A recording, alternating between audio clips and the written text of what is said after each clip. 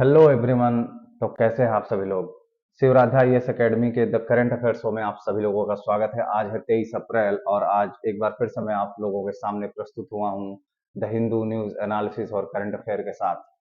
दोस्तों, doctor APJ Abdul Kalam जी ने कहा है, अगर तुम सूरज की तरह चमकना चाहते हो तो सूरज की तरह तुम्हें जलना भी होगा।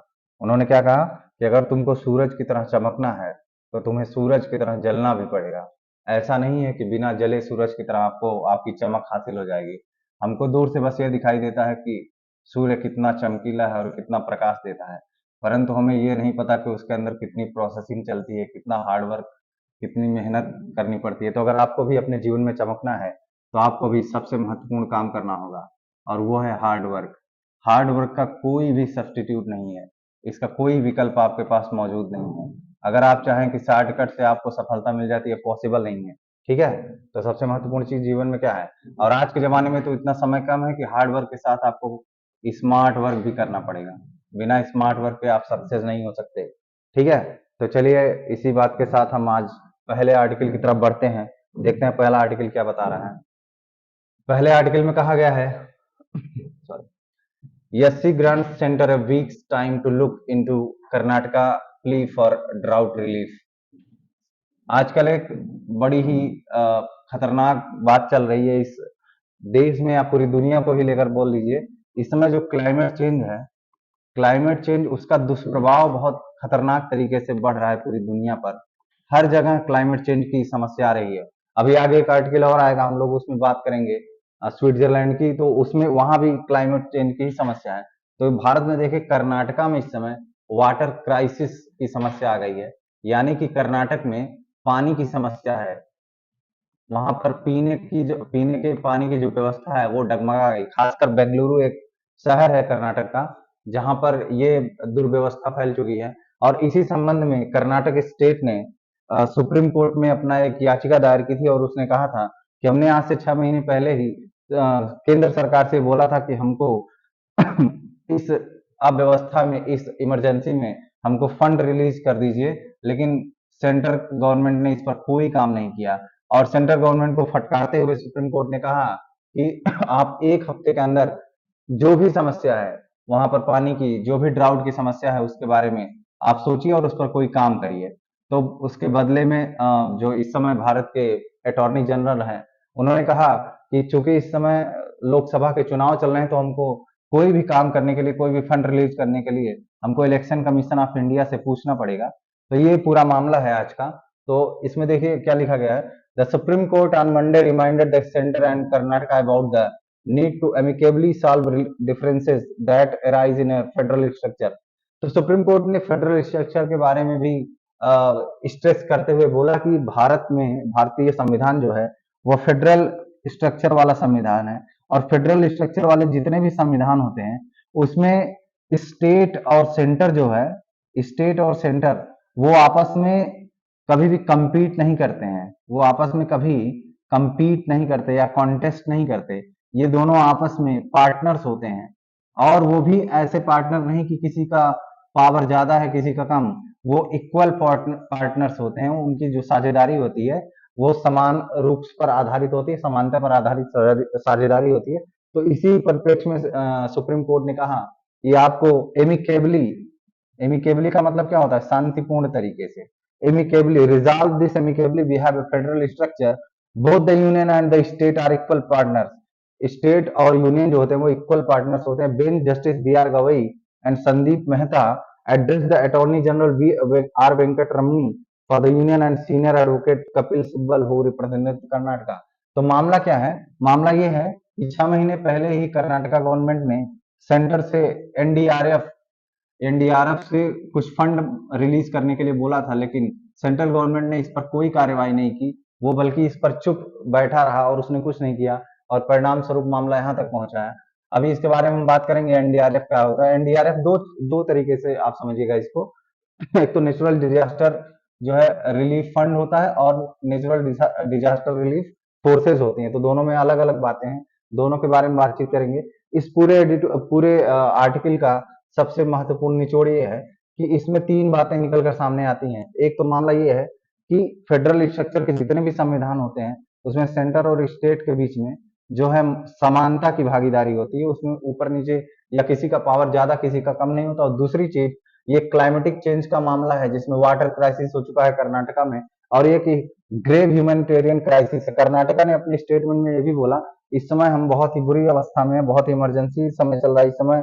जो कर्नाटका के लोग हैं उनका फंडामेंटल जो राइट है वो भी एक प्रकार से वायलेट हो रहा है, और उसको वायलेट कौन कर रहा है? उसको सेंट्रल गवर्नमेंट वायलेट कर रही है, क्योंकि इस समय जरूरत है कर्नाटका के लोगों को मदद की, और यह मदद जो है सेंट्रल गवर्नमेंट नहीं पहुंचा रही। इसलिए वहां का जो राज्य सरकार है, वहां के जो लोग हैं, उनके साथ क्या हो रहा है? उनके साथ आर्टिकल 14 और 21 के आधार पर फंडामेंटल राइट का वायलेशन हो रहा है। तो चलिए आगे समझते हैं इस आर्टिकल को और अच्छे से। आप समझते हैं इसका detail. The Supreme Court on April 22 reminded the center and Karnataka about the need of amicably resolve the differences that arise in a federal structure. Federal structure में जो भी समस्या उत्पन्न हो रही हो उसको शांतिपूर्ण तरीके से निपटाने के लिए सुप्रीम कोर्ट ने कहा, और इसके जवाब देते हुए गवर्नमेंट ने एश्योर किया और बताया कि something will be done to resolve the drought worries of Karnataka. एक हफ्ते के अंदर सेंट्रल को ड्राउट वरीज मतलब जो बाढ़ से सॉरी सूखे संबंधित जो समस्या आ रही है उसको सॉल्व करने के लिए सेंटर ने अश्योर किया, आश्वासन दिया है। Let there be no centre state contest. Supreme court ने कहा कि इस समय या सेंटर और स्टेट के बीच में किसी प्रकार का प्रतियोगिता, किसी प्रकार का युद्ध, किसी प्रकार की लड़ाई नहीं होनी चाहिए, बल्कि दोनों को शांतिपूर्वक तरीके से कोई भी काम सुलझाने का कार्य करना चाहिए। We are seeing various state government having to appear in court. ये भी देखा जा रहा है, एक प्रवृत्ति विकसित हो रही है धीरे धीरे करके। सुप्रीम कोर्ट ने अपने डिसीजन, अपने वर्डिक्ट में बोला कि एक प्रवृत्ति ये देखी जा रही है कि लगभग स्टेट्स जो हैं, जितने भी राज्य हैं, वो सेंटर के खिलाफ कोई ना कोई केस लेकर जरूर सुप्रीम कोर्ट में पहुंच रहे हैं। ये भी एक समस्या वाली बात है।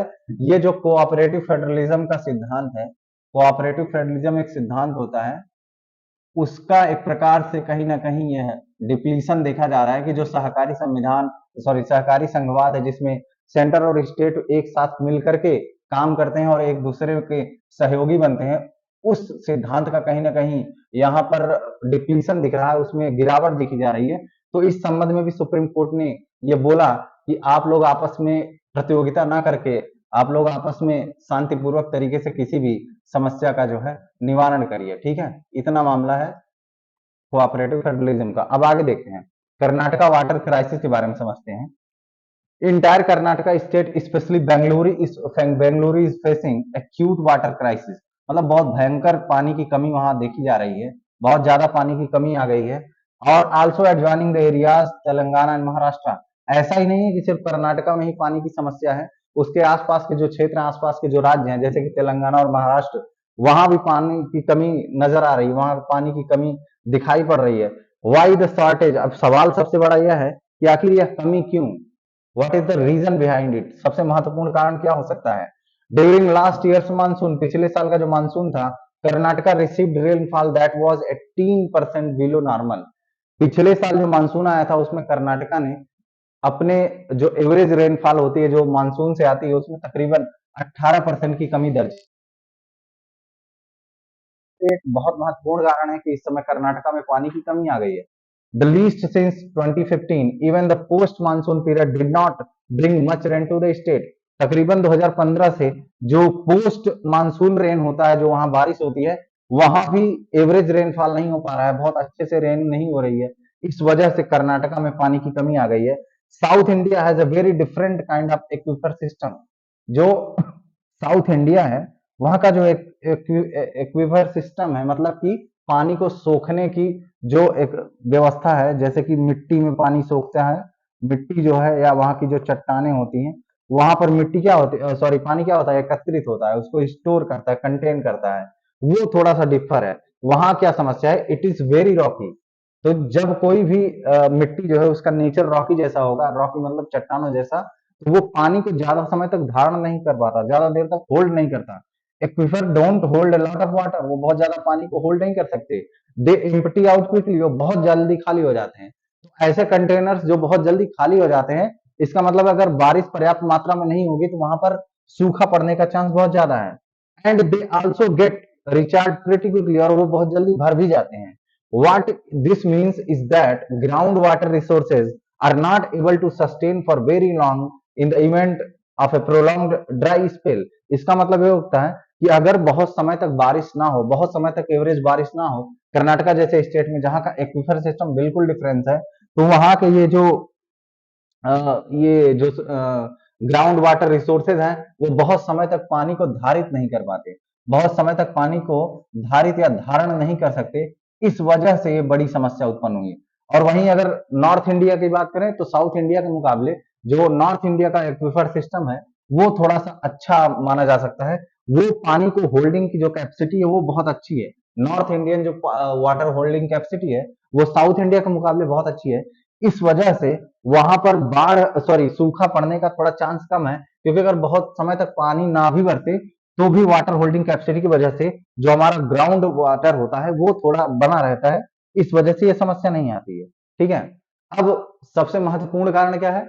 Main cause of extreme water scarcity, मतलब इतना खतरनाक तरीके से पानी की जो कमी हुई है कर्नाटका में, उसका सबसे महत्वपूर्ण कारण क्या होता है? उसका सबसे महत्वपूर्ण कारण समझिए, there are lot of long term structural issues, मतलब जो वहां के संरचनात्मक समस्याएं हैं, जैसे कि अनरेगुलेटेड कंस्ट्रक्शन। सबसे महत्वपूर्ण चीज तो आप समझिएगा, जो कंस्ट्रक्शन होता है वो बहुत बड़ी भूमिका निभाता है ग्राउंड वाटर को कंटेन करने में। कंस्ट्रक्शनल सिस्टम, जैसे कि आज के जमाने में आप देखते होंगे सड़कें बहुत ज्यादा बढ़ गई हैं, सड़कें जो हैं वो बहुत ज्यादा बढ़ गई हैं, कंक्रीट जो है बहुत ज्यादा बढ़ गया है। और आप देखते जाइएगा, जब रेनिंग होती है कहीं भी, जब रेनिंग होती है तो वहां का पानी कहाँ जाता है? वहां का पानी जाता है मिट्टी पर पड़ता है। ठीक है। सोचो अगर सिर्फ मिट्टी है तो मिट्टी पर जो पानी गिरेगा वो ग्राउंड में जाएगा, उसको आप ग्राउंड वाटर में ऐड कर सकते हैं। ठीक है। वो ग्राउंड वाटर में क्या हो जाएगा? ऐड हो जाएगा। और सपोज करो जहां पर पानी गिर रहा है, जहां पर बारिश हो रही है, अगर वहां पर मिट्टी के बजाय कोई पक्की चीज हो, जैसे कि पक्की सड़क हो या फर्श हो, तो आपको क्या लगता है सॉरी, आपको क्या लगता है वो पानी कहाँ जाएगा? वो पानी ऊपर ही ऊपर बहते हुए नदियों से होते हुए चला जाएगा समुद्र में। ठीक है। वो कहाँ चला जाएगा? समुद्र में। वो पानी जमीन के अंदर नहीं जा पाएगा। और जब पानी जमीन के अंदर नहीं जा पाएगा तो आपका जो ग्राउंड वाटर है, जो आपका ग्राउंड वाटर है उस पर समस्या आ जाएगी, ग्राउंड वाटर आपका कम हो जाएगा और भविष्य में पानी की कमी देखने को मिल सकती है। इसलिए जितने भी क्लाइमेटिक ये मौसम विज्ञानी है वो बताते हैं water harvesting system is very important for a state, for a country. Her country में, हर देश में वाटर हार्वेस्टिंग सिस्टम बहुत महत्वपूर्ण है। जैसे कि राजस्थान जैसे राज्यों में जहां पहले बहुत पानी की कमी हुआ करती थी, हमारे पूर्वजों ने बहुत अच्छा वाटर हार्वेस्टिंग सिस्टम बनाया हुआ है। अपना जो सिंधु घाटी सभ्यता में भी वाटर हार्वेस्टिंग सिस्टम की व्यवस्था है। तो इसलिए जहां तक अब तक का सवाल है, इससे ये पता चलता है कि हर स्टेट में वाटर हार्वेस्टिंग सिस्टम होना चाहिए। ये जो कंस्ट्रक्शनल सिस्टम है इसको भी थोड़ा सही ढंग से करना पड़ेगा। Systematic destruction of lakes, continuously क्या होता रहा है इसमें, देखिए कर्नाटक में क्या हो रहा है, कंटिन्यूअसली आप देखेंगे जो नंबर ऑफ लेक्स है, मतलब जो झील है उनकी कमी होती दिख रही है, कमी हो रही है, कंटिन्यूअसली कमी हो रही है। ठीक है। और लेक्स क्या होती हैं? ये वाटर होल्डिंग कैपेसिटी, मतलब बहुत बड़ी कंटेनर्स होती हैं, पानी का बहुत ज्यादा कंटेन करते हैं पानी ये। ठीक है। बहुत ज्यादा पानी कंटेन करते हैं। और जाहिर सी बात है जब तालाब, लेक ये सब कम होते चले जाएंगे तो जो ग्राउंड वाटर है वो भी कम होगा, क्योंकि इतनी भारी मात्रा में कोई पानी कंटेन करता नहीं है। और जब यही खत्म होते चले जाएंगे तो वाटर होल्डिंग कैपेसिटी भी समाप्त हो जाएगी, जिसकी वजह से भविष्य में भयंकर ड्राउट और भयंकर जो है सूखे देखने को मिल सकते हैं। ठीक है। Hindrances to the natural underground flow of water. Hindrances मतलब क्या होता है? इतनी समस्याएं, हम लोगों ने इतना ज्यादा प्रकृति के साथ खिलवाड़ कर दिया, इतना ज्यादा हमने इंटरवीन किया है, जिसके परिणाम स्वरूप ये समझ में आ रहा है कि जो आपका अंडरग्राउंड फ्लो ऑफ वाटर है उस पर भी नेगेटिव इंपैक्ट पड़ रहा है। एंड क्लाइमेटिक चेंज, आज के जमाने का सबसे बड़ा विलेन कौन है? आज के जमाने का सबसे बड़ा विलेन है climatic change.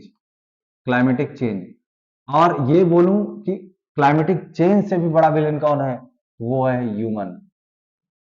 Human is the biggest enemy of the nature. Human is the biggest enemy of the nature. अभी एंटोनियो गुतेरेस जो कि यूनाइटेड नेशन जनरल असेंबली के बड़े अधिकारी हैं, सेक्रेटरी जनरल हैं, उन्होंने ये ह्यूमंस के बारे में क्या बोला है उसको आगे हम डिस्कस करेंगे। क्लाइमेटिक चेंज जो हो रहा है ना, वो ह्यूमन की वजह से हो रहा है। ठीक है, किसकी वजह से हो रहा है? ह्यूमन की। हम लोगों ने प्रकृति के साथ इतना खिलवाड़ कर दिया है कि आज ऐसी समय आ गया है, ऐसी स्थिति आ गई है कि हमारे सामने किसी प्रकार का जो है उत्तर नहीं दिखाई पड़ रहा है। Violation of rights. अब आप देखिएगा क्लाइमेटिक चेंज इस हद तक बढ़ चुका है कि ये हर पल अब ह्यूमन राइट्स को भी क्या कर रहा है? वायलेट कर रहा है। ह्यूमन राइट्स को वायलेट करने का काम कर रहा है कौन? Climate change. अभी उस पर भी बातचीत होगी, आगे बताएंगे आपको। The action of the centre is denying the financial assistance to the state is expressly violative of the fundamental rights of the people of Karnataka guaranteed under Article 14 and 21। भारतीय संविधान के अनुच्छेद 21 और 14 के तहत जो अधिकार प्रदान किया गया है संविधान के द्वारा नागरिकों को, उन सारे अधिकारों का उल्लंघन हो रहा है। किस प्रकार से? कि वहां पर पानी की कमी हो गई। कर्नाटका में क्या हुआ है? वाटर क्राइसिस चल रहा है। अब वहां की जो गवर्नमेंट है वो सेंट्रल गवर्नमेंट से मांग रही है क्या? फंड, कि हमको पैसा दीजिए, नहीं तो हम लोग भूखे मर जाएंगे, हम लोग पानी की वजह से मर जाएंगे। और सेंट्रल गवर्नमेंट क्या कर रही है? उस पर शांत है, कुछ नहीं बोल रही है। इससे हो क्या रहा है? वाटर क्राइसिस की वजह से आर्टिकल 21 डिस्टर्ब हो रहा है। कैसे? ये है राइट टू लाइफ। क्या है? Right to life, right to life and personal dignity. Personal dignity, गरिमामय जीवन जीने के साथ का जो अधिकार है उसका भी उल्लंघन हो रहा है। ठीक है, ये मामला है। और आर्टिकल 14 मतलब, आर्टिकल 14 मतलब समानता का अधिकार है। तो कर्नाटक स्टेट जो है उसके साथ भी वही व्यवहार होना चाहिए जो उड़ीसा के साथ हो रहा है, जो यूपी के साथ। मतलब जितने भी नागरिक हैं सब तो एक हैं, सबको समान अधिकार है। तो कर्नाटका वाले पानी के लिए मर रहे हैं और किसी और राज्य वाले नहीं मर रहे हैं, तो समानता के अधिकार का उल्लंघन हुआ। अब चलिए समझते हैं नेचुरल डिजास्टर रिस्पांस फंड के बारे में। एक नेचुरल डिजास्टर रिस्पांस फंड जो 2005 में बनाया गया उसके बारे में समझते हैं। देखिए, इसको पहले क्या बोला था? इसको पहले बोला जाता था नेशनल कैलेमिटी, इसको बोला जाता था नेशनल कैलेमिटी कंटिजेंसी फंड। और जो कि जो 11th फाइनेंस कमीशन है उसके गाइडलाइंस पर इसको ऑपरेट किया जाता था। ठीक है, जो 11th फाइनेंस कमीशन है, उसके फाइनेंस कमीशन का मतलब समझ रहे हैं? वित्त आयोग, फाइनेंस कमीशन। ठीक है, इसको हम बोलते हैं वित्त आयोग। भारतीय संविधान का अनुच्छेद 280, आर्टिकल 280। तो इसके दी गए जो इलेवेंथ फाइनेंस कमीशन है उसके द्वारा जो गाइडलाइंस दी जा रही थी उसके आधार पर हम क्या कर रहे थे? नेशनल कैलामिटी कंटिजेंसी फंड को ऑपरेट कर रहे थे। ठीक है, ये हुआ। अब हुआ क्या? एनडीआरएफ का स्टेब्लिशमेंट कब होता है? 2005 में। कैसे होता है? By the enactment of disaster management act. Disaster management act के इनेक्टमेंट के साथ ही स्टेब्लिशमेंट हुआ एनडीआरएफ का, जिसको हम बोलते हैं नेचुरल डिजास्टर रिस्पांस फंड। ठीक है, अब हुआ क्या? जो नेचुरल डिजास्टर रिस्पांस फंड है ये बदला हुआ नाम है एनसीसीएफ का। मतलब यही नेशनल कैलामिटी कंटिजेंसी फंड है, इसी का नाम बदल कर एनडीआरएफ रख दिया गया। और इसके जो फंड है, इसका जो फंड है एनसीसीएफ का फंड और एनडीआरएफ फंड। तो एनसीसीएफ के फंड को क्या कर दिया गया? एनडीआरएफ के फंड में मर्ज कर दिया गया, मिला दिया गया। क्या कर दिया गया? मर्ज कर दिया गया, मिला दिया गया। ठीक है, ये मामला है आपका एनडीआरएफ का। ठीक है, मिलाया गया। ठीक है, अब इसकी मॉनिटरिंग बॉडी कौन सी है? एनडीआरएफ की मॉनिटरिंग कौन करती है? Monitoring of NDRF done by department of agriculture and cooperation under the ministry of agriculture and farmer welfare. तो जो ministry of agriculture and farmer welfare के अंतर्गत एक डिपार्टमेंट है, डिपार्टमेंट कौन सा है? वो डिपार्टमेंट ऑफ एग्रीकल्चर। ठीक है, डिपार्टमेंट ऑफ एग्रीकल्चर, ये इसको मॉनिटर करता है। कैलेमिटीज, कैलेमिटीज मतलब होता है एक प्रकार से डिजास्टर, मतलब जो आपदाएं आती हैं।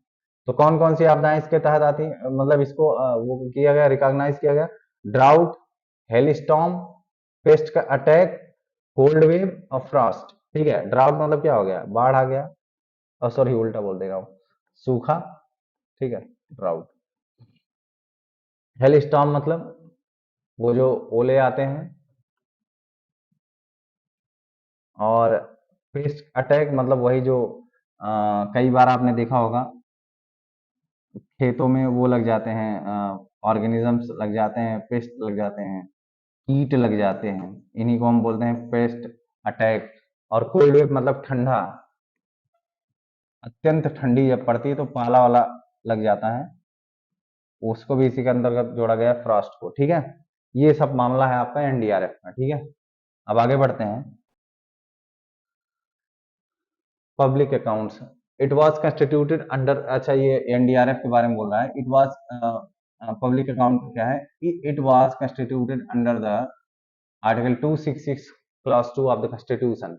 It accounts for the flows for those transactions through the government is merely acting as a banker. ठीक है, प्रोविडेंट फंड, स्मॉल सेविंग, ये सब इसी के अंतर, ये जो पब्लिक अकाउंट है, पब्लिक अकाउंट के अंतर्गत ही इसको जोड़ा गया है। ठीक है, बैंक, सॉरी, इसको क्या कहते हैं, प्रोविडेंट फंड को, स्मॉल सेविंग, इस सबको किसके अंतर्गत जोड़ा गया है, पब्लिक अकाउंट के अंतर्गत।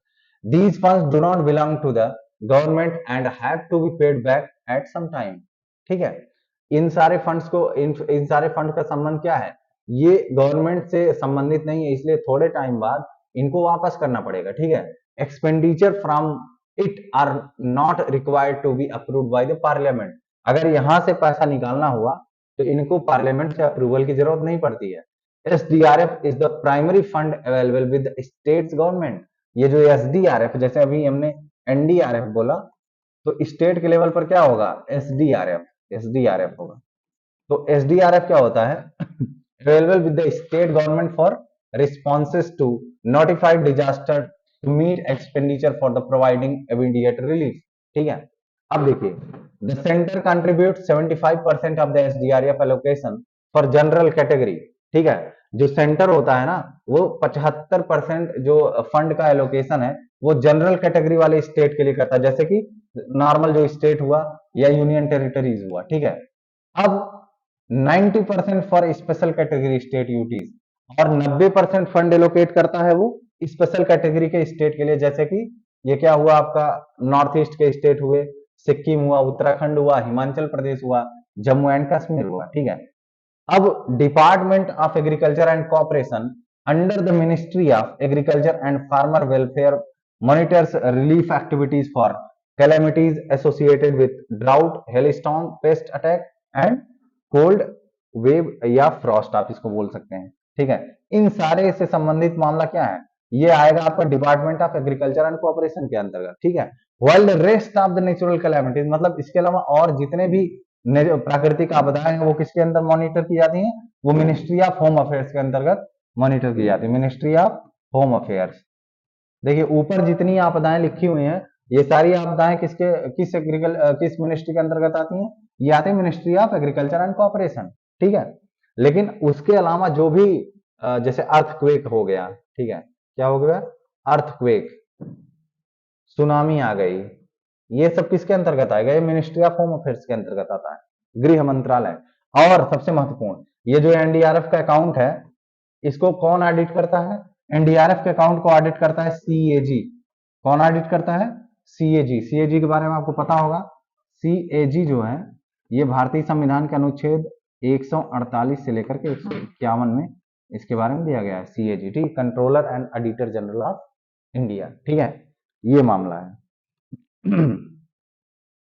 तो ये जो ग्रेव ह्यूमैनिटेरियन क्राइसिस है, इसके बारे में सुप्रीम कोर्ट ने बताया कि इस तरीके से काम नहीं होना चाहिए। चलिए अब अगले वाले मामले पर आते हैं।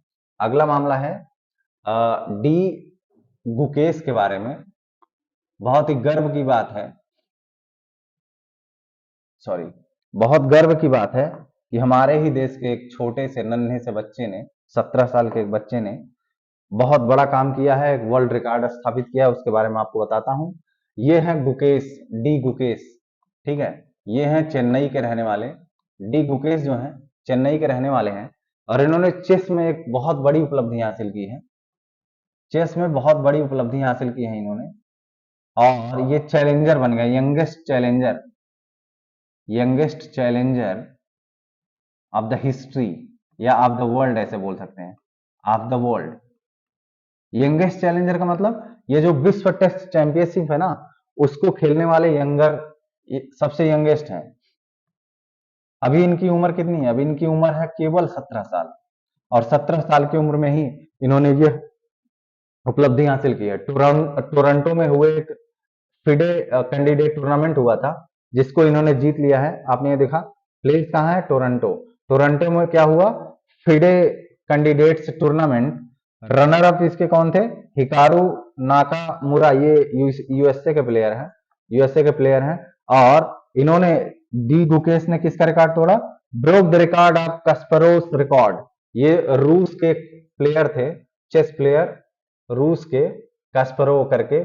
उनकी उम्र तो इनसे बहुत ज्यादा थी, वो तो 22 साल के थे। तो उन्होंने भी इनको बधाई दी कि बहुत अच्छा किया आपने, मेरा ही रिकॉर्ड जो है आपने तोड़ दिया, बहुत बढ़िया, ठीक है। और यहाँ FIDE का फुल फॉर्म लिखा हुआ है, फेडरेशन इंटरनेशनल डेस इचेस।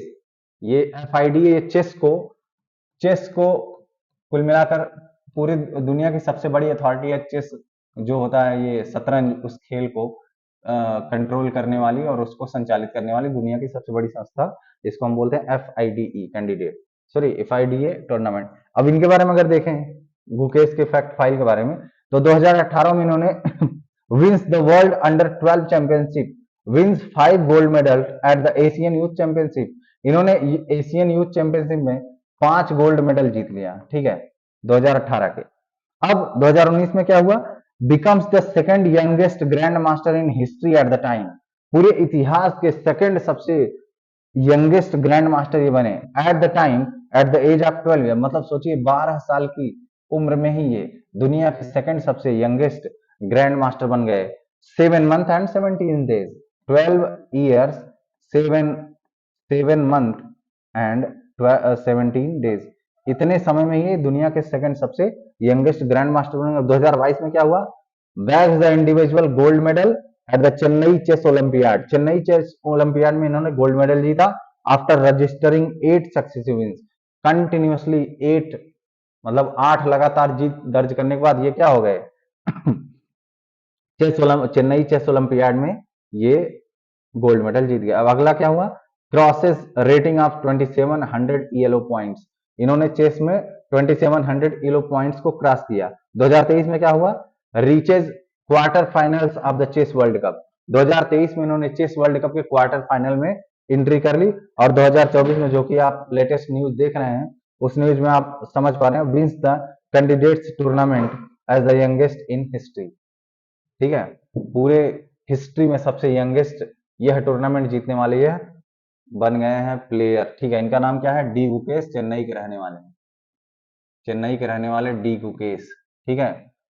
एक कार्लसन नाम के चेस प्लेयर हैं, वो भी बहुत बड़े चेस प्लेयर हैं, जो इन्होंने जब इस टूर्नामेंट में एंट्री लिया था तो उन्होंने कहा था कि अभी ये उतने अच्छे प्लेयर नहीं बन पाए हैं, तो बहुत कम चांस है इनके जीतने का। लेकिन जब इन्होंने ये चैलेंजर अवार्ड टूर्नामेंट जीत लिया, तब उन्होंने भी अपना बयान बदलते हुए बोला कि हम लोगों ने गलती की, हम लोगों ने सही से परख नहीं पाया इनके बारे में, ये उतने उससे भी अच्छे निकले जितना हम लोग सोच रहे थे, ठीक है। तो ये आर्टिकल इनके बारे में है। ये बड़े गर्व की बात है, हमारे भारत के ही एक नौजवान। चलिए आगे बढ़ते हैं, एक बार फिर से क्लाइमेटिक चेंज से संबंधित एक आपको आर्टिकल बताते हैं। आजकल मैं आपको बता रहा हूं, जो क्लाइमेट चेंज है, ये पूरी दुनिया का सबसे घातक रोग एक प्रकार से बन चुका है, घातक बीमारी फैल चुकी है, पूरी दुनिया में फैल चुकी है। इससे बड़ी बीमारी कोई नहीं है इस दुनिया में। और इस बीमारी का सबसे महत्वपूर्ण, सबसे बड़ा होस्ट कौन है? ह्यूमन है। और इस बीमारी को पैदा करने वाला भी कौन है? ह्यूमन ही है। क्लाइमेटिक चेंज जैसी खतरनाक बीमारी को पैदा करने वाला ह्यूमन ही है। चलिए एक न्यूज आर्टिकल है, उसके बारे में पढ़ते हैं। Restoring earth right to good health. देखिए, आप समझिए, हमारे भारत का अगर आप इतिहास उठाकर देखेंगे, हमारे भारत की परंपरा देखेंगे, तो हमारे भारत में जो पृथ्वी है, हमारे भारत में जो पृथ्वी है, सिर्फ इसको हमने एक ग्रह ही नहीं माना है, ठीक है। पृथ्वी हमारे लिए एक ग्रह नहीं है, बल्कि पृथ्वी हमारी माता समान है। हम पृथ्वी को माता बोलते हैं। हमेशा जब भी हम पृथ्वी का नाम लेंगे तो उनके साथ हम लगाते हैं पृथ्वी माता, या फिर हम बोलेंगे धरती माता, ठीक है, धरती माता। लेकिन ये अलग बात है कि सिर्फ कहने के लिए हम लोग ऐसा बोलते हैं, सही में हम लोगों ने कुछ नहीं माना। क्योंकि अगर हम लोग सच में पृथ्वी को अपनी माता समझते, तो आज जो परिस्थिति पैदा हुई है, वो परिस्थिति कभी ना पैदा हुई होती। तो इस आर्टिकल के बारे में थोड़ा समझते हैं। देखिए, एक स्टेटमेंट देखिएगा, यूनाइटेड नेशन जनरल असेंबली के जो सेक्रेटरी जनरल हैं, उन्होंने क्या बोला है? Humanity is acting like mother earth delinquent child Antonio Guterres. Antonio Guterres ने कहा है कि हमारी जो ह्यूमैनिटी है वो अपनी माँ के एक अपराधी बच्चे जैसे व्यवहार कर रही है। मतलब हम लोग कौन हैं? हम लोग पृथ्वी माँ के क्या हैं? बच्चे हैं ना। हम लोग पृथ्वी माँ के क्या हैं? बच्चे हैं। और कौन से बच्चे हैं? अपराधी बच्चे हैं। हम लोगों ने अपराध किया है। कौन सा अपराध किया है? हमने पूरी पृथ्वी को बर्बाद कर दिया है। सबसे बड़ा अपराध यही किया है। हमने पूरी पृथ्वी को क्या कर दिया? बर्बाद कर दिया। हमने अपनी रिस्पॉन्सिबिलिटी नहीं समझी और हमने पृथ्वी को बर्बाद कर। चलिए आगे देखते हैं। European court of human rights found guilty government of Switzerland. Switzerland के गवर्नमेंट को European court of human right ने क्या पाया? अपराधी पाया। किस चीज का अपराध पाया? Violating the rights of human senior citizens, violating the rights of women senior citizens of a Swiss civil society group. ठीक है, क्या हुआ? European court of human rights ने क्या किया कि वहां के जो गवर्नमेंट है उसको दोषी ठहराया। किस बात का? कि वहां के जो कुछ सीनियर सिटीजन की जो सिविल सोसाइटी है, ठीक है, उसको हम बोलते हैं क्लाइमा सीनियरोनिन। क्लाइमा सीनियरोनिन, इसके इन्होंने ही इनके खिलाफ रिपोर्ट किया। वो जो स्विस गवर्नमेंट है वो दो चीजों में फेल हो गई। ये जो एमिशन हो रहा है, कार्बन का एमिशन हो रहा है, इतना हीट एमिट हो रही है, उसको इन्होंने सॉल्व नहीं कर पाया। उसको इन्होंने सॉल्व नहीं किया। वो उनको सॉल्व करने में असफल रहे। असफल रहे और उनके द्वारा जितना भी काम किया गया वो सब फेल हो गया। ठीक है, फेल हो गया। और दूसरा क्या था? इनएडिक्वेट। क्या था? इन एडिक्वेट। इनएडिक्वेट का मतलब होता है अपर्याप्त। उन्होंने जो भी काम किया सब अपर्याप्त हुआ। उसी के संबंध में बताया गया है, European court of human right found guilty government of Switzerland for violating the rights of women senior citizens of a Swiss civil society called Klima Klima Seniorinnen. Government actions to curb emissions were inadequate and had failed. मतलब कि वो अपने काम में fail हो गए, इनएडिक्वेट थे। और इसी से पता चलता है कि how climate crisis is increasingly becoming human right crisis. किस तरीके से ये क्लाइमेट क्राइसिस जो है वो ह्यूमन राइट क्राइसिस बनता चला गया। आप यही नहीं, ये तो यूरोपियन यूनियन की या स्विट्जरलैंड की बात हुई। आज से तकरीबन एक महीने पहले सुप्रीम कोर्ट ऑफ इंडिया ने भी ऐसा बोला था कि जो लोगों का अधिकार है, जो लोगों का अधिकार है, वो to be free from the adverse impact of climate change. मतलब जो भारत के नागरिक हैं, भारत के लोग हैं, उनका यह मूल अधिकार है कि वो जो दुष्प्रभाव पड़ रहा है क्लाइमेटिक चेंज का, उससे फ्री रहे। क्या रहे? फ्री रहे। मतलब हमारे ऊपर क्लाइमेटिक चेंज का जो दुष्प्रभाव पड़ रहा है उससे हमको फ्री करिए, मुक्त करिए। ये सबसे बड़ा मामला। ठीक है, आगे समझिएगा। इन्होंने फिर वही बात की आर्टिकल 14 और आर्टिकल 21। इसका मतलब आर्टिकल 21 का मतलब क्या होता है? आर्टिकल 21 बोल रहा है राइट टू लाइफ है। आर्टिकल 21 क्या है? Right to life. और सिर्फ जीना नहीं होता है। जीने के लिए आपको स्वच्छ वातावरण चाहिए। ठीक है, स्वच्छ वातावरण चाहिए। स्वच्छ वातावरण चाहिए जो कि नहीं मिल रहा है हमें। क्यों नहीं मिल रहा है? क्लाइमेटिक चेंज की वजह से। क्लाइमेटिक चेंज की वजह से हमको स्वच्छ वातावरण नहीं मिल रहा। हम स्वच्छ वातावरण में सांस नहीं ले रहे हैं। दिल्ली में आप जाकर देखेंगे, अगर दिल्ली में जाएंगे तो वहां पर तो सांस लेना मुश्किल हो जाता है। वहां PM 2.5 का इतना ज्यादा प्रकोप होता है, पार्टिकुलेट मैटर का, कि आप वहां सांस लेंगे तो आपको तमाम तरीके के रोग हो जाएंगे। आप एक साथ हवा सांस नहीं ले बल्कि जहर में सांस ले रहे हैं। ठीक है, as the constitution as the resources. ठीक है, आर्टिकल 14 और आर्टिकल 21 क्या बोल रहा है? आर्टिकल 14 बोल रहा है equality before law and the equal protection of law. Article 21 बोल रहा है right to life and personal liberty, हमारे जीवन का अधिकार और हमारा व्यक्तिगत स्वतंत्रता ऑफ द इंडियन कॉन्स्टिट्यूशन। अब ये देखिएगा, the latest state of the global climate report. अभी जो लेटेस्ट ग्लोबल क्लाइमेट रिपोर्ट है जो जारी की जाती है WMO के द्वारा, वर्ल्ड मेट्रोलॉजिकल ऑर्गेनाइजेशन के द्वारा, उसने क्या बोला है? That the most climate change indicators, जो क्लाइमेट चेंज के जो इंडिकेटर्स हैं वो रिकॉर्ड लेवल पर पहुंच गए 2023 में। जो क्लाइमेट चेंज के इंडिकेटर्स होते हैं, मतलब जिनसे पता चलता है क्लाइमेट चेंज हो रहा है, वो रिकॉर्ड लेवल पर पहुंच चुके हैं। कहां? 2023 में। अब क्लाइमेट चेंज के इंडिकेटर्स क्या हो सकते हैं आप अपने हिसाब से समझिए, उस हिसाब से समझिए। जैसे मान लीजिए सी लेवल, सी लेवल क्या? इंक्रीज होना। सी लेवल का इंक्रीज होना, टेम्परेचर का इंक्रीज होना। टेम्परेचर अगर बढ़ रहा है उनका बढ़ना ये भी एक प्रकार का इंडिकेटर है। दूसरा, ग्लेशियर जो होता है, ग्लेशियर ग्लेशियर का पिघलना, ग्लेशियर का पिघलना, ये भी तो क्लाइमेटिक चेंज का एक प्रकार से इंडिकेटर ही है ना। ये सारे क्या हैं, क्लाइमेटिक चेंज के इंडिकेटर। और बोल रहा है, डब्ल्यूएमओ बोल रहा है ग्लोबल क्लाइमेट रिपोर्ट में कि ये सारे जितने भी इंडिकेटर्स हैं ये 2023 में अपने चरम अवस्था, अपने उच्च लेवल पर पहुंच चुके हैं। ठीक है, it confirmed 2023 to be the hottest year since we started recording global temperature। ये बोल रहा है, डब्ल्यूएमओ बोल रहा है कि 2023 अब तक के रिकॉर्ड किए गए सारे ग्लोबल टेम्परेचर के सबसे हाईएस्ट फेज में है। मतलब 2023 अब तक का सबसे गर्म साल माना गया है। ठीक है, 2023 क्या है, अब तक का सबसे गर्म साल। Records where also broken for ocean heat, मतलब जो समुद्र का जो ताप है वो बढ़ा। सी लेवल राइज, एंटार्कटिक एंटार्कटिक सी आइस लॉस, मतलब अंटार्कटिक में जो बर्फ है वो क्या है, धीरे धीरे पिघल रहा है। एंड ग्लेशियर रिट्रीट, ग्लेशियर क्या हो रहा है, पिघल रहे हैं। India has already achieve two of its national determined contribution NDC targets. जैसे कि अब भारत के बारे में बोल रहा है, भारत ने अपना जो डिटरमाइन किया था नेशनल, वो क्या कहते हैं, जीडीपी का 33% to 35% from 2005 level and achieving 40% of cumulative electric power installed capacity from non fossil fuel sources well ahead of the target. ये बता रहा है कि भारत ने जो टारगेट बनाया था उससे ऊपर चल रहा है भारत। लेकिन भले ही भारत अपने टारगेट से ऊपर चल रहा है, लेकिन फिर भी भारत एक ऐसा देश है जहां पर क्लाइमेट का सबसे भयंकर असर पड़ता है। ठीक है, भारत एक ऐसा देश है जहां पर क्लाइमेट का सबसे भयंकर असर पड़ता है। क्यों क्यों भयंकर असर पड़ता है?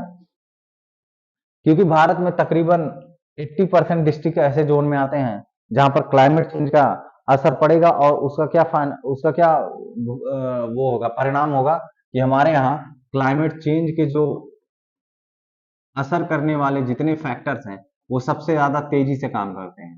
ठीक है, इसीलिए आप देखेंगे हीट वेव्स हो गया, हीट वेव। आप देखिए कुछ चीजें आजकल चल रही गर्मी के इस मौसम में, आप समझिएगा कुछ मामले ऐसे हैं जो बहुत ही खतरनाक है। जैसे सबसे महत्वपूर्ण मामला तो हीट वेव का है। ठीक है, हीट वेव, इससे तरीके बहुत प्रकार की समस्याएं होती हैं। जैसे कि इससे आपको लूज मोशन स्टार्ट हो जाते हैं, लूज मोशन स्टार्ट हो जाते हैं। ठीक है, इससे आपको डिहाइड्रेशन हो सकता है, डिहाइड्रेशन हो सकता है, इससे आपको बुखार हो सकता है। तरह तरीके बहुत बहुत अलग अलग तरीके की समस्याएं आती हैं। और ये कैसे हो रहा है? ये क्लाइमेट चेंज का असर है। किसका असर है? क्लाइमेट चेंज का। आप देखेंगे भारत में मैक्सिमम लोग गरीब हैं।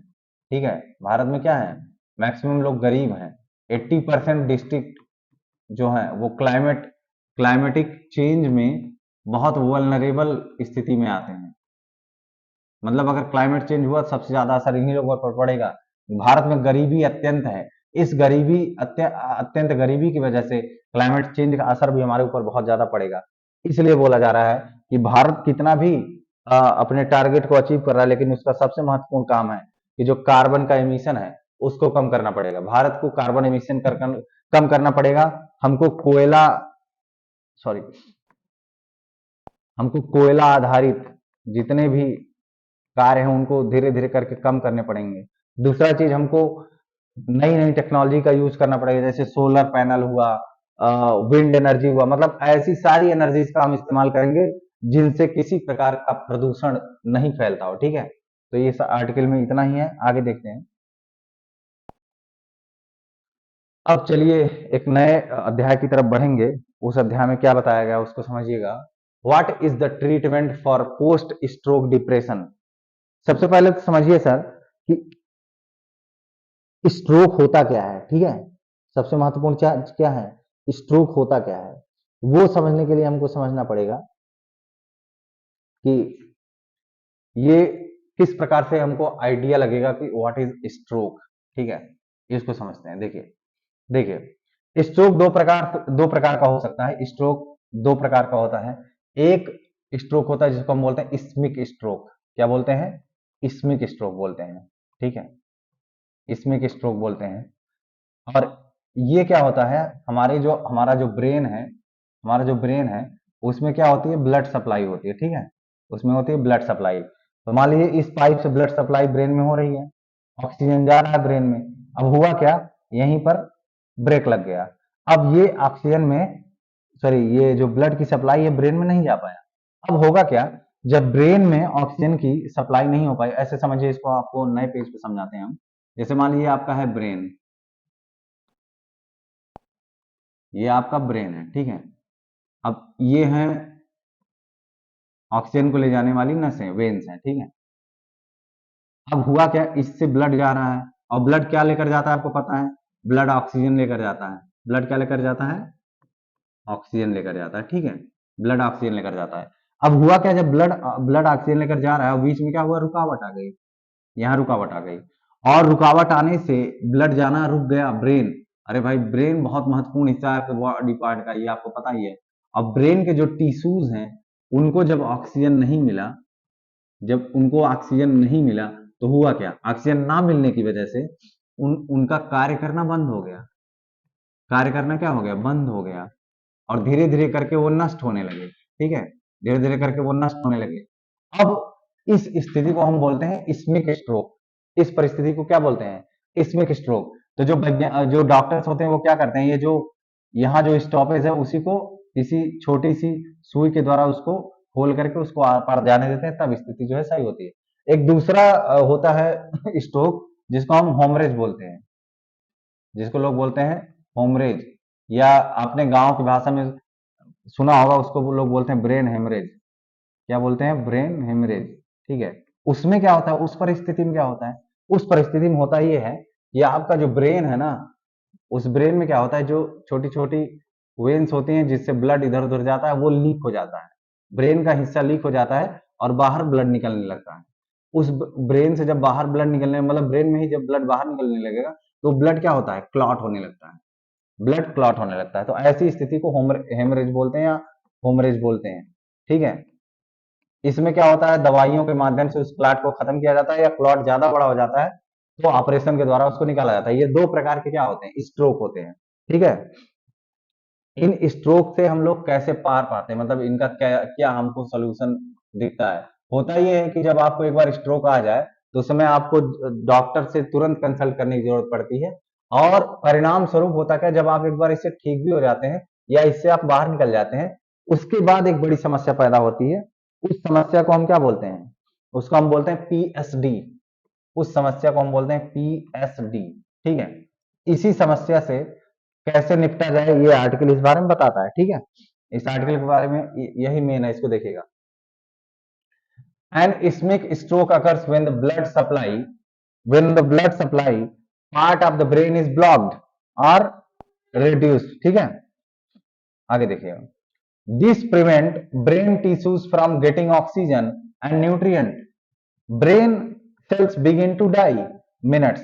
Another type of stroke is a hemorrhagic stroke. It occurs when a blood vessels in the brain leaks or burst and causes bleeding in the brain. The blood increases pressure on brain cells and damages them, ठीक है। आगे देखिएगा, इसका पूरा निचोड़ क्या है।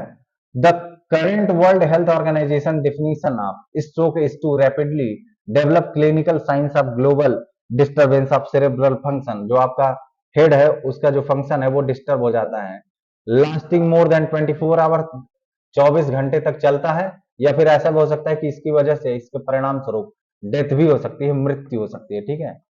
इसके परिणाम स्वरूप क्या हो सकता है, मृत्यु हो सकती है, with no apparent cause other than one of vascular origin. Vascular मतलब क्या होता है, टिश्यूज जो होते हैं, ठीक है, टिश्यूज जो होते हैं वहां से इनका जो है एक प्रकार से आप इसको ओरिजिनेट मान सकते हैं। और ये बहुत खतरनाक आज के जमाने में है, और एक बार और समझिए, एक बार इससे अगर आदमी ग्रस्त हो जाता है तो उसको डिप्रेशन बहुत जनरल हो जाता है उसके लिए। Depression is more common among stroke survivors, manifesting as post stroke depression. जो ये डिप्रेशन पैदा होता है इस स्ट्रोक की वजह से, उसी को हम लोग बोलते हैं PSD, post stroke depression. Small studies have found cognitive behavioral therapy to be effective at ameliorating depressive symptoms in stroke patient behavioral activation therapy could prolong the frequency of enjoyable events. ठीक है, तो ये पूरा मामला है आपका। ये PhD से आप कैसे निकल सकते हैं, इसमें बताया जा रहा है कि अगर आपका बिहेवियर कैसा है, आपका बिहेवियर कैसा है, एक चीज, और दूसरा आप जिस सोसाइटी में रहते हैं, जिस सोसाइटी में रहते हैं वहां पर हेल्प हेल्प कितनी होती है, इन सारी चीजों से आपके इस डिप्रेशन से जो है छुटकारा आपको मिल सकता है। ठीक है, अब चलिए अगले मामले पर चलते हैं। अगला मामला आ गया सबसे महत्वपूर्ण, एक छोटा सा आर्टिकल है, SC terminates services of 25,753 school staff. Paschim Bangal में, पश्चिम बंगाल में क्या हुआ, वहां के हाई कोर्ट ने, वहां के हाई कोर्ट ने वेस्ट बंगाल गवर्नमेंट ने 2016 में नौकरियां दी थी स्कूल स्टाफ को, स्कूल स्टाफ को नौकरियां दी थी जिसमें टीचर्स थे 9, 10, 11 और 12 ग्रेड में। ठीक है, इसने ग्रेड में टीचर थे उनको नौकरी दी गई थी, और उन नौकरियों को जो वो जो नौकरियां मिली हुई थी, उन सारी नौकरियों को उस सारे जो जितने भी स्टाफ थे उनके, उनकी सारी जो जॉब है, उस जॉब को क्या कर दिया गया हाई कोर्ट के द्वारा, उसको कैंसिल कर दिया गया। ठीक है, क्या कर दिया गया, सॉरी कैंसिल कर दिया गया। सबसे महत्वपूर्ण बात ये, अब ममता बनर्जी ने इसको क्या बोल दिया, इसको बोल दिया इलीगल। ममता बनर्जी ने इसको क्या बोल दिया, इलीगल बोल दिया। अब मामला समझिएगा, मामला क्या था इसका कि 2014 में एक वो आया, 2014 में एक नोटिफिकेशन जारी किया पश्चिम बंगाल ने, 2014 में पश्चिम बंगाल की सरकार ने नोटिफिकेशन जारी किया, यही जो भर्ती आई थी 2016 में, इसके लिए नोटिफिकेशन जारी किया और इन लोगों को भर लिया। ठीक है, और बाद में क्या हुआ, सॉरी, बाद में क्या हुआ, ये बोला गया कि ये जो नौकरियां मिली हुई हैं, जितनी जॉब है, ये इलीगल है और गलत तरीके से प्राप्त किए। कई लोगों ने, जितने याचिकाकर्ता थे जिन्होंने ये बोला था कि इन नौकरियों को आप क्या कर दिए, हाई कोर्ट से बोला था आप इसको क्या कर दिए, कैंसिल कर दीजिए, उन्होंने बोला कि कई लोगों ने तो ओएमआर सीट जो होती है, ओएमआर सीट भरी ही नहीं थी, जो ओएमआर सीट होती है उसको उन्होंने भरी ही नहीं थी, खाली ही छोड़ दी थी, उसके बाद भी उनको जो है नौकरी मिल गई। तो कितना अत्याचार और कितना अनफेयर हुआ युवाओं के साथ, ये भी देखा गया। और देखिए, इन्हीं सब चीजों को देखते हुए जो हाई कोर्ट है, हाई कोर्ट ने क्या किया था, हाई कोर्ट ने यह किया कि अब जितने लोगों ने सैलरी उठाई है इसकी, जितने लोगों ने इससे सैलरी उठाई हुई है, जिन्होंने सैलरी ली है, वो अब 12% इंटरेस्ट के साथ वापस करेंगे। कितने प्रतिशत इंटरेस्ट के साथ, 12% इंटरेस्ट के साथ वापस करेंगे। ये मामला है, और यह एसएलएसटी के तहत इन्होंने भर्ती लिया था। एसएलएसटी 2016 में इन्होंने ये वैकेंसी निकाली थी और उसके थ्रू इन्होंने भरा था। ठीक है, ये मामला है। और यह मामला जो है, इसको जस्टिस दिवांशु और एमडी सब्बर रशीदी जी ने यह फैसला सुनाया। ठीक है, और ये टास्क किसको दिया गया, ये जो सैलरी वापस करने की जो बात हुई, यह टास्क दिया गया है डीएम को, वहां के डिस्ट्रिक्ट मजिस्ट्रेट को दिया गया कि आप एक काम करिएगा, इसको जो है 4 हफ्तों के भीतर इन लोगों से पैसा वसूलिए। सो हाई कोर्ट ने क्या बोला कि 4 हफ्तों के भीतर जितने भी लोगों ने ये सैलरी उठाई है, उनसे आप क्या करेंगे, उनसे आप पैसा वसूलेंगे। ठीक है, इतना ही मामला है। ठीक है, ये पूरा स्टेट लेवल सिलेक्शन टेस्ट था, इसके थ्रू भर्ती हुई है। ठीक है, तो इसमें बस इतना ही है, इससे ज्यादा कुछ नहीं है। ठीक है, चलिए आगे बढ़ते हैं। चलिए एक लास्ट आर्टिकल पर आते हैं हम लोग। लास्ट आर्टिकल अपना ये है, ये पद्म अवार्ड के बारे में संबंधित है, पद्म अवार्ड से संबंधित है। पद्म अवार्ड जो है या पद्म ये 3 प्रकार के होते हैं, आपको पता होगा।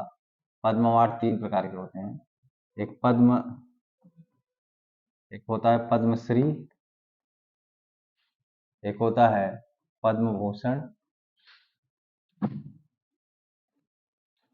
और एक होता है पद्म विभूषण। क्या होता है, पद्म विभूषण। ठीक है, तो ये जो पद्मश्री है, इस बार 110 लोगों को प्रदान किया गया है। पद्मश्री कितने लोगों को मिला है, 110 लोगों को। पद्म भूषण 17 लोगों को प्रदान किया गया है, और पद्म विभूषण 5 लोगों को प्रदान किया गया। ठीक है, ये मामला है। कभी इस पर पद्म अवार्ड पर एक अलग से वीडियो बनाएंगे, एक अलग से वीडियो पद्म अवार्ड पर बनाया जाएगा। ठीक है, थोड़ा सा डिटेल देख लीजिए पद्म विभूषण किसको मिला है। जो पद्म विभूषण अवार्ड है इसमें मिला है मिसेस वैजंती माला जी को मिला है। इन्होंने आर्ट आर्ट के फील्ड में प्राप्त किया, जो कि तमिलनाडु स्टेट की रहने वाली है। दूसरा मिला है चिरंजीवी को, बहुत मशहूर और सुपरस्टार है ये, आंध्र प्रदेश के, इनको भी आर्ट मिला, आंध्र प्रदेश के हैं। तीसरा मिला है श्री एम वेंकैया नायडू जी, जो कि हमारे पुराने वाइस प्रेसिडेंट हुआ करते हैं। इनको पब्लिक अफेयर्स में मिला, ये भी आंध्र प्रदेश के हैं। और उसके बाद चौथा मिला है श्री बिंदेश्वर पाठक जी को, जिन्होंने सुलभ इंटरनेशनल के निर्माण करता थे, सुलभ इंटरनेशनल। ठीक है, सुलभ इंटरनेशनल के निर्माण करता है। इनको मिला, इनको मृत्युपरांत मिला है, या आप इनको बोलते हैं मरणोपरांत, मरणोपरांत इनको अवार्ड दिया गया है। ठीक है, ये है बिंदेश्वर पाठक जी, इनको मिला हुआ है। और मिस पद्म सुब्रमण्यम जी हैं, ये भी आर्ट से संबंधित है, ये तमिलनाडु के रहने वाले हैं, इनको भी यह अवार्ड मिला है। ठीक है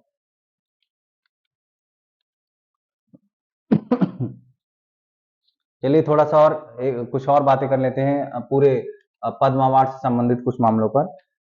टोटल जो है ये अवार्ड जो है वो राष्ट्रपति भवन में दिया जाता है, राष्ट्रपति भवन में अवार्ड मिलता है या दिया जाता है, और राष्ट्रपति भवन में दिया जा रहा है तो देगा, इस अवार्ड को देने वाले भी राष्ट्रपति ही होते हैं।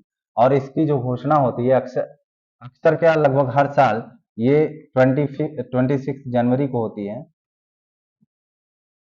इसी दिन गणतंत्र दिवस मनाया जाता है, गणतंत्र दिवस मनाया जाता है। ठीक है, और मार्च के अंत में मार्च के अंत में या अप्रैल की स्टार्टिंग में ये अवार्ड वितरित किए जाते हैं। ठीक है, और दूसरा चीज समझिए, 30 महिलाओं को यह अवार्ड मिला है। इस बार जो अवार्ड, जितने भी अवार्ड दिए गए हैं, 30 महिलाओं को अवार्ड दिया गया है, 30 महिलाओं को।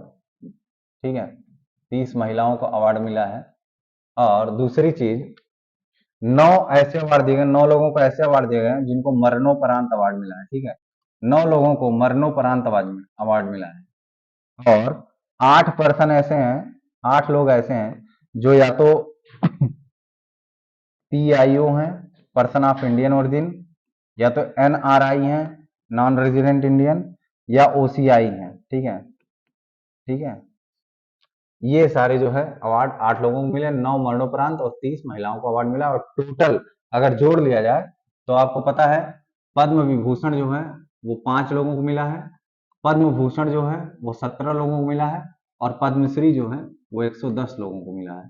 तो टोटल अवार्ड कितना मिला है इस बार, ये 127 और 5 132 लोगों को, टोटल 132 लोगों को यह अवार्ड मिला है।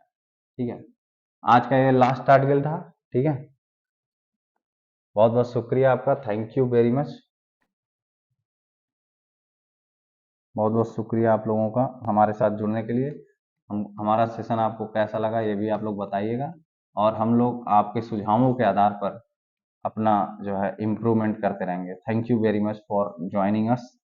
हम एक बार फिर से आपके साथ हाजिर होंगे नेक्स्ट डे। Thank you.